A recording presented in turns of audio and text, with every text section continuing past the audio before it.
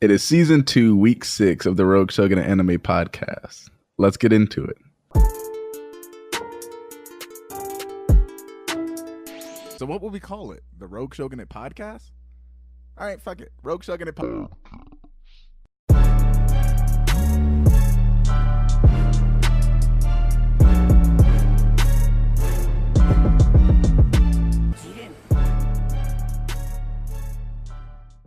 So we're back, guys. It is week 6. We are halfway through the season. So I think it's time for a recap. You know, that's what we do on week 6. So let's just get into 3 for the week. Oh, not the week. Let's get into 3 for the season so far. What's your 3 for the season? All right. Took a while for me to think about this, probably like 10 minutes, but it's going to be Sleep on Steins, because everybody's going to sleep on Steins Gate. And I know they will. It's even we're sleeping on Steins Gate right now, and I'm going to tell you more about that as we get into this episode. Okay, that's decent. Because I am sleeping on it. I've been watching it, but we'll talk about it if I get. And so my 3 for the season so far is Almost as Planned. And that's because, you know, coming into the season, we thought there were going to be very specific shows atop of the list, but there's one show that we didn't think would be this high. That's definitely this high. And another show that we thought was guaranteed to be top 3, top 4, but we'll get into that. So let's get into our top 5 lists of the season so far. At number 5, we have Steins Gate 0. So far, it's a decent show. Every episode has some really good like banter with and interactions between the characters. There's some decent character development that shows all the way through, and then at the end of every episode, there's kind of like a little twist. And it's pretty cool, but it's not really as hype as like the rest of the anime in the season. You can see, if you ever go on any anime lists, you see Steins Gate in the top 10 of my anime list with like with a super high rating of like up 9 point something. This season it's at 9.1, so it's at top of all of the anime rankings this season so far. Yeah, but that's because people already know that. People who have seen the last season and who've read the visual novel, they already know how much is going to turn up. But like, if nobody knew, if we were just going into this blind, it would probably be down at like a 7 or an 8. On all the forums and all the sites, I'm not seeing much about it, and I know I'm enjoying it every week. It's a roller coaster for me, and like you said, the twists are popping and it's cooking, but you don't hear anything about it, and I think that's why we would have to, I guess, put it at the ranking we put it. The thing is that Steins Gate 0, you've got to kind of... You have to have seen the first season of Steins Gate, first of all, because there are a lot of things that go on that like you really need to have known what had happened before. There are characters who have been developed like completely to a completely different person from how they were in season 1. But for the people who have seen season 1, we all know that, you know, it's kind of boring, but like not boring enough for you to stop watching it for like a really long time, and then suddenly it's like, okay, why is this so freaking good now? It was like that. Like, it's like hella chill, and then you're like, dude, what is going on? Like, yeah, I would say that it's kind of like they're pushing up like a roller coaster with their bare hands, like going up the roller coaster, and then like, but you don't know like when the drop's gonna be, but like when the drop happens, it happens, and I feel like it's gonna shoot from like number 5 on our list to number 1, or at least for my list. I'm not gonna go that bold with it, but I could definitely see it moving higher. I could see it depending on what our number 4 and our number 3 do. I could see them changing by the end of the season. Yeah. So number 5, we have Steins Gate. Number 4, we're coming in with Darling in the Franxx. I know for a lot of you, you're going to have this either a lot higher or a lot lower on the list. So you might have this shit on the bottom or the very top, because this show seems to be very polarizing. For us, we're enjoying it though. Yeah, I mean, for like either side, I understand like why you would think of it the way it is.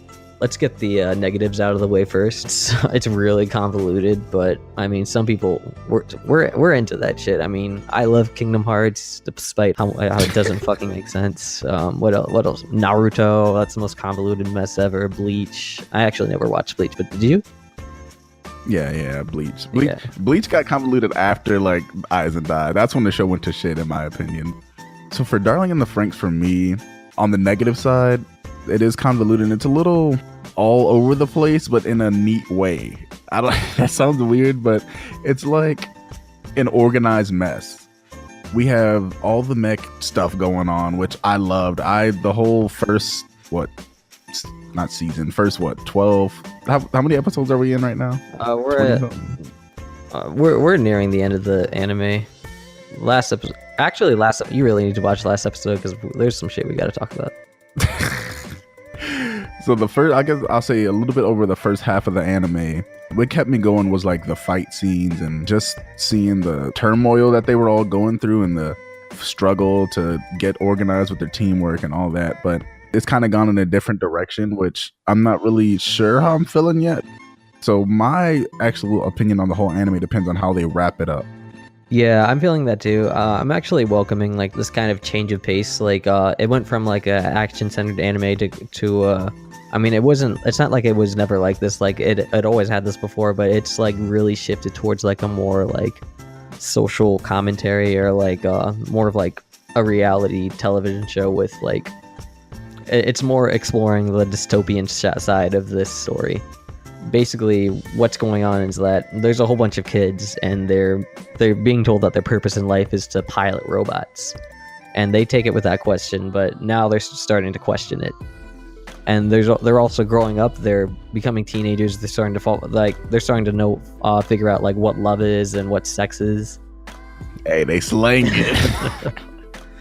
But yeah, there's now there's like hearts getting broken, bitches slapping each other in the face, like, you know, some real Jersey Shore type. I'm not gonna say Jersey Shore. It's a bit more refined than that, but you know, it gets melodramatic.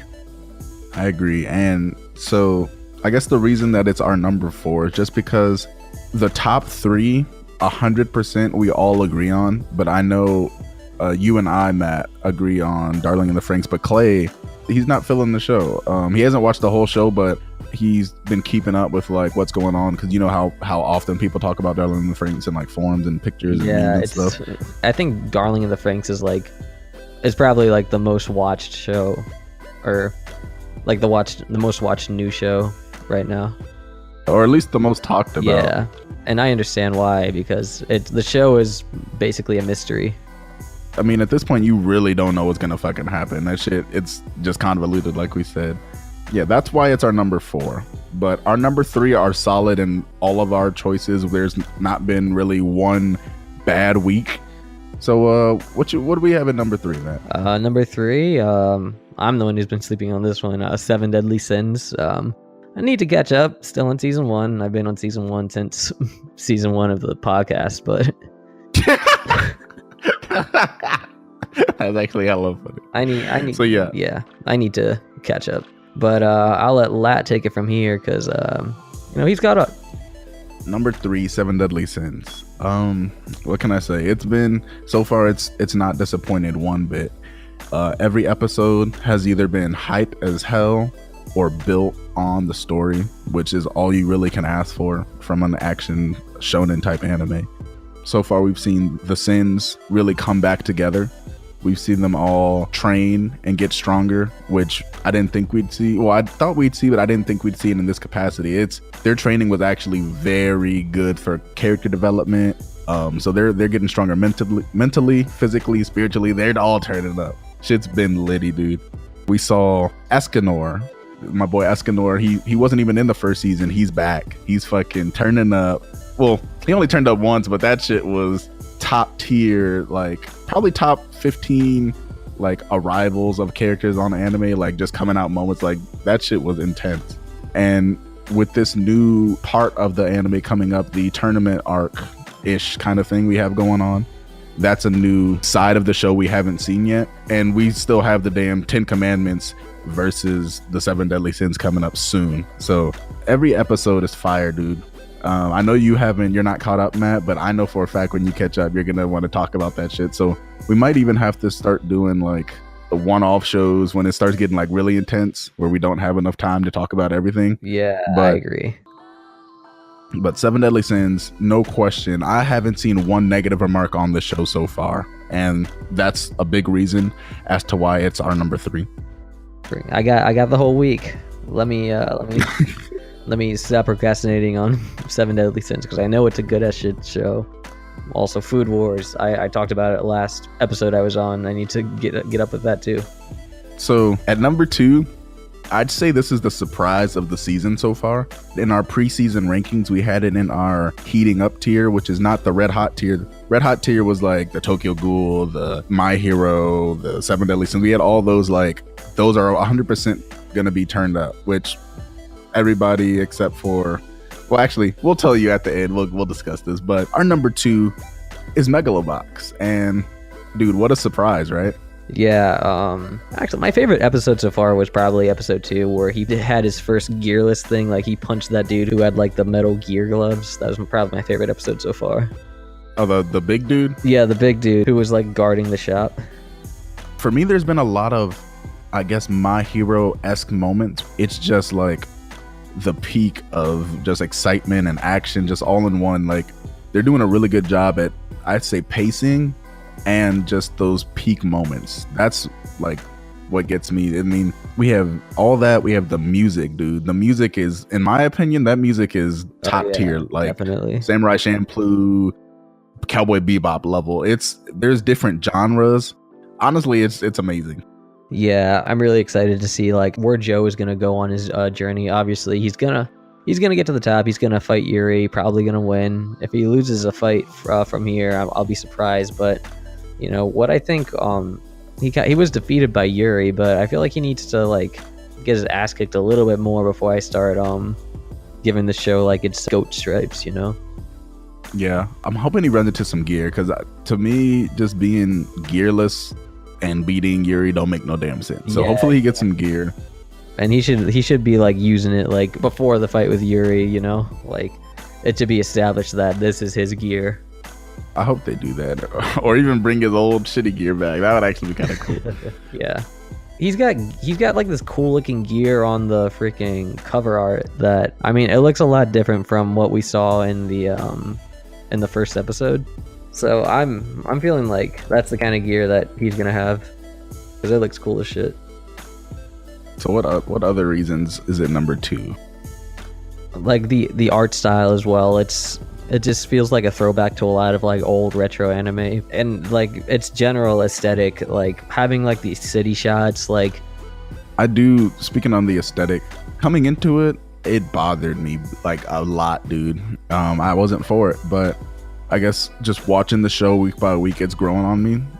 Like, it reminds me of like back in the day watching damn Astro Boy and the Akira movie and things like that. Just the thick lines and like which they did on purpose. Obviously, it's like an anniversary type like throwback show, but there's something to be said for the change in pace animation wise compared to everything else right now.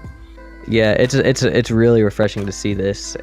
Oh yeah, and I think it's built like the story has built a really unique world that I haven't seen in, like, it's really hard for like an anime to like make a world that's this unique. I mean, it's a pretty unique idea, like boxing with like robot arms instead. I mean, it sounds simple, but it's a really well executed idea that they've put forth. I agree. There's so many shows right now that we've seen this before. You know, we've seen how many times have we seen I'm a master gamer and I get trapped in the world, now I gotta fight my way out. How many times have we seen the damn I'm a genius and I get hurt, so now I gotta work my way back? Or, you know, I'm the weakling and now I get a power that makes me like, we've seen all this before, but it's refreshing in every sense of the word, dude. Like, that's why we have to put it at number 2. Is it's surprising. It's definitely the talk of the town. Everyone's fucking talking about it. If you're not talking about that, you're talking about our number 1, which by now you guys know has to be Yeah, Boku no Hero Academia. Like, was there any other choice? It is probably like one of the most hype anime like of its time. Not much that compares to it. Like, it rivals like even like the big dogs like Naruto, One Piece. Like, people put My Hero up there with it, and for a good reason. It is a really good show. Yeah, and speaking on what we were talking about a little while ago, the idea of the show really isn't that special. We've seen this before, like I don't have a power, I'm weak, and someone believes in me or gives me something to make me stronger, but I've never seen it done this well. I'll tell you that. Deku, with him being hella like bitchy before, he's starting to turn up. He's starting to come into his own, and I'm enjoying seeing all the students come into their own as heroes. That's probably my favorite part so far of season 3. Is it season 3? So yeah, it's season 3. The biggest thing that's happened so far is the 1,000,000% smash. Like, that was insane. I mean, last episode was pretty cool too, with the way he flings himself into the air to like catch up to that villain. And I think it's pretty cool how they're still finding ways of like making little things seem like those peak moments we were talking about. Like, in any other show, I feel like that like scene of them catching up to the dude wouldn't have been as intense or as cool as they made it. But it actually made me hype. Like, I got almost as hype as I did for the 1,000,000%. As for when they caught that dude, I was like, bruh, y'all don't let him take my dude. He cannot get Bakugo. But I do have one complaint, which is very small, but it kind of bothers me how Deku has been breaking his arms and he can't use them supposedly, and then he'll like use them. I feel like that could change. If you're gonna write it that way, just have him not break his arm in that scenario. That kind of bothers me, but I mean, I guess that can be easily overlooked with how much good we do have going on. Yeah, like with a lot of anime, it kind of like overlooks like the logic side of things. Like, they do that in a ton of anime, like Naruto, Hunter x Hunter. Like, there's a ton of really good anime that are guilty of that sin. Yeah, I could even say Dragon Ball, because like the dude gets knocked out like so many times, and it's just like, okay, like I know he's gonna get up. I feel like him getting knocked out and them drawing it out is like, it's getting old on me. Yeah, I could see that. I guess those would be the drawbacks of these shows, but I mean, that shows a lot that they do have their issues, but they're still number 2 and number 1 for the season. Yeah, definitely. That just shows how good they are at what they do. Megalobox fucking surprising the entire community. I didn't hear nobody say, like, we had it on our list as like potentially being good, but nobody had that on any top 5 list or any top 10 list. Nobody had that. So I think that's fucking really cool. And My Hero, I think there's something to be said with coming in with the hype behind you and delivering. So it definitely did secure its number 1 spot. Hopefully, or okay, let me ask you this. Going into the second half of the season, do you see anything changing? I mean, the biggest change I'm probably going to see is when Steins Gate turns up, because when Steins Gate turns up, it turns the fuck up. And I mean, it's not going to be a really big change because Steins Gate is only being watched by the people who have seen the first season, which came out a really long time ago. I feel like what's going to happen is like we're going to see a lot of people like talking about it on social media who have seen it and like urging everybody to watch Steins Gate who haven't. Besides that, Megalobox is going to end soon, and so is Darling in the Franxx. So we're going to need like other anime to like fill in like these empty holes. So like once that's over, people are probably going to like start watching like these other anime that are out right now. We're probably going to get like more light shined onto those. Yeah, and I guess that will be a good transition into our anime that didn't quite make it, our runner-ups, if you will. So we would have Tokyo Ghoul. For me, Tokyo Ghoul has been pretty solid. It's definitely not had the energy that the first season had, or even the second season for that matter. And I guess the reason it didn't make it is because it didn't pull the My Hero. Like, it had all the hype in the world behind it, going back to the end of season 1, which is what we all really wanted. We wanted the canon stuff, but it's not delivering. The art style's weird, the pacing is awkward, but it's still trying. It does have a chance to jump back up because it is Tokyo Ghoul. The universe is bar none. So that's one of our runner-ups. Do you think how close are you with Shokunageki? Do you think that can? Season 2, but I mean, Shokugeki no Soma definitely has potential to be in the top 5. The thing with it is that it's kind of like hard to like. I put Food Wars in a kind of like separate category from like the rest of the anime because it's a comedy anime. I mean, all these anime we're talking about are like actions and like thrillers, and it's a little hard to like place it into the same category, so that's probably why we didn't like have it in our list. But yeah, it's sometimes these lists are hard to make because I'll give like a American example. Like, let's say you have cartoons, Family Guy, South Park, and then you also have Young Justice and Avatar: The Last Airbender, and Legend of Korra. We'll throw that in there too. Like, how are we gonna rank that? It's hard. Yeah, and I mean, it's all opinion, really. I mean, for like the top 3, it should be damn near like a fact, but I guess the lower tier ones are pretty much opinion, just based on what you like. Also, Shokugeki no Soma, it's not watched by. Some of it can't be like enjoyed by like a lot of the anime community because of like all like the sexualization, the heavy fan service that it has. Yeah, I don't know. I think it adds to like. It is a little over the top. I don't think if you're new to anime and just in general, you should be watching it. And that could be another reason that it's not in our top 5. But there is a lot to be said for just how funny that shit is and how even the hype, like peak moments, like cooking food should not be that entertaining. I mean, it's like the My Hero of cooking. Yeah, it's fire. Golden Kamui has been pretty good. Well, that's probably why it's not on our top 5 because I haven't even heard of it. Yeah, Golden Kamui has been pretty good. The manga last season or over like the last, I guess, 6 months was the #1 selling manga. So there was a little bit of hype for that coming into the season. The anime hasn't delivered the way the manga did, but it's picking up. It's doing a good job. I could see it edging maybe the last spot, if just depending on how things shake up. But I mean, it's definitely there. It's good. It's worth watching. Yeah, it doesn't seem like it caters to like a huge group of fans. It's a historical seinen, so it'll probably be more towards like some people with like more of a more quote unquote refined taste in anime, like the more picky people, somebody who wants like something with like a lot of like substance and whatnot. Then I would say Golden Kamui would be a good anime for you, judging on what I'm looking at right now. That's one of the reasons it didn't make it. It's not for everybody, but I mean, a lot of the good stuff isn't, you know. So I guess that about rounds up our list. So next week we're gonna be back on schedule. I know over the last 2 or 3 weeks we've been kind of intermittent with our posts and our the releasing of the show, but we're back. We ain't taking no breaks. Even if we're all not here, we're gonna try to get something out for you guys. So make sure you follow us on all our social media. Watch our Twitch live streams on Thursdays.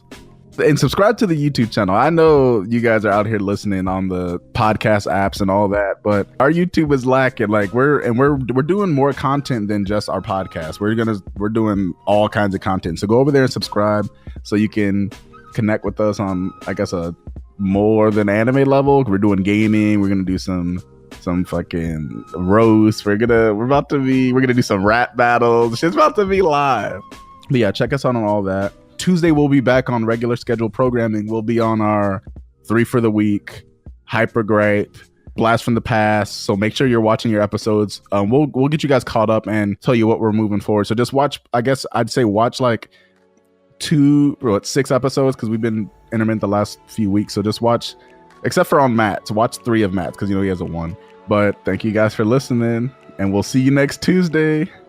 And until then, get out there and watch some shit.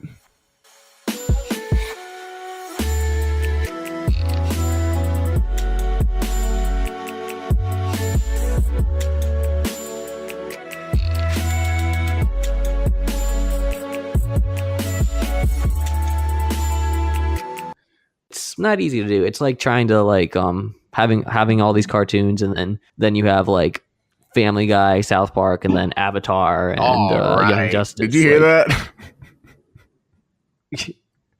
Did you hear that or no? What? Oh, the loudest damn lightning or thunder I've ever heard in my life. I'm pretty sure someone got struck by lightning. That shit was dumb loud. I'm Damn. sorry. Continue. That scared the fuck out of me.